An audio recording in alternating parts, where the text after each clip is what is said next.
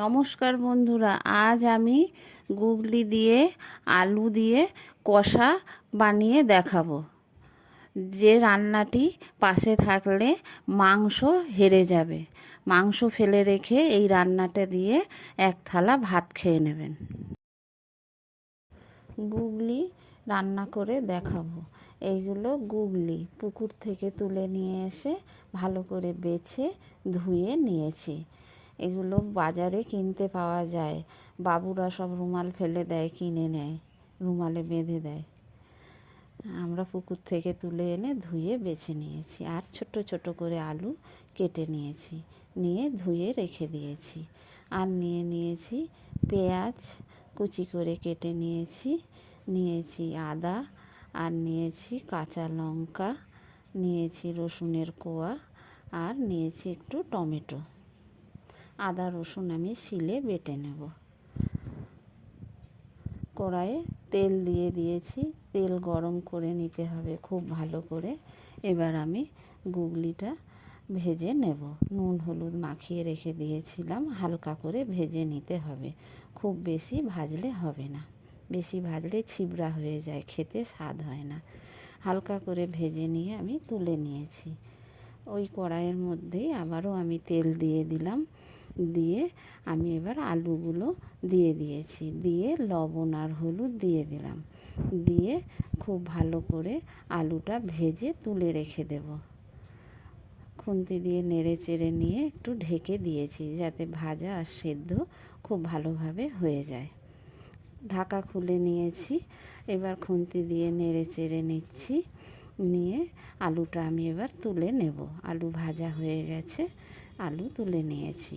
ওই কড়াইয়ে আবারও একটু তেল দিয়ে ফোড়নে দিয়ে দিলাম গোটা জিরে, দিয়ে গোটা জিরেটা ভালো করে ভেজে নিয়ে দিয়ে দিয়েছি কুচনো পেঁয়াজ। পেঁয়াজটা ভালো করে ভেজে নিতে হবে। পেঁয়াজ ভাজতে ভাজতে যখন হালকা বাদামি কালার এসে যাবে, তখন আমি দিয়ে দেব রসুন। বেটে রাখা রসুনটা আমি দিয়ে দেব।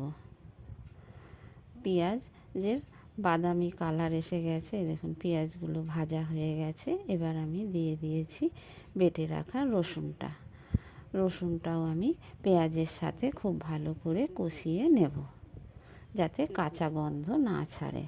রসুন কষিয়ে নিয়েছি, দিয়ে দিয়েছি আদা আর কাঁচা লঙ্কা বাটা, দিয়ে দিলাম 2 টুকরো টমেটো, আর দিয়ে দিয়েছি একটু লঙ্কা, কাঁচা লঙ্কা চিরাও দিয়ে দিয়েছি। দিয়ে আমি মশলাটা কষিয়ে নিচ্ছি।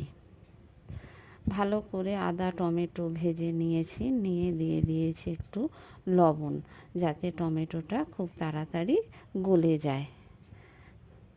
দিয়ে আবারও একটু আমি মশলাটা কষিয়ে নিচ্ছি। নিয়ে এবার দিয়ে দিচ্ছি একটু গুঁড়ো লঙ্কা, আর দিয়ে দেব একটু জিরের গুঁড়ো, আর দিয়ে দেবো একটু ধনের গুঁড়ো। দিয়ে এবার দিয়ে দিচ্ছি একটু কাশ্মীরি লঙ্কা, 1 চামচ মতো কাশ্মীরি লঙ্কার গুঁড়ো দিয়ে দিয়েছি। দিয়ে এবার দিয়েছি হলুদ, দিয়ে একটু জল দিয়ে দিয়েছি, সামান্য পরিমাণ জল দিয়েছি, যাতে গুঁড়ো মশলাটা পুড়ে না যায়। জল দিয়ে এবার আমি মশলাটা খুব ভালো করে কষিয়ে নেব। মশলা দিয়ে তেল ছেড়ে না আসা পর্যন্ত মশলাটা আমি কষাতে থাকব। খুব ভালো করে মশলা কষানো হয়ে গেছে।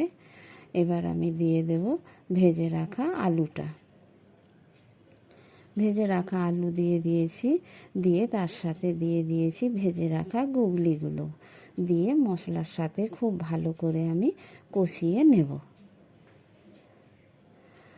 মশলার সাথে খুন্তি দিয়ে গুগলি আর আলুটা খুব ভালো করে কষিয়ে নিচ্ছি।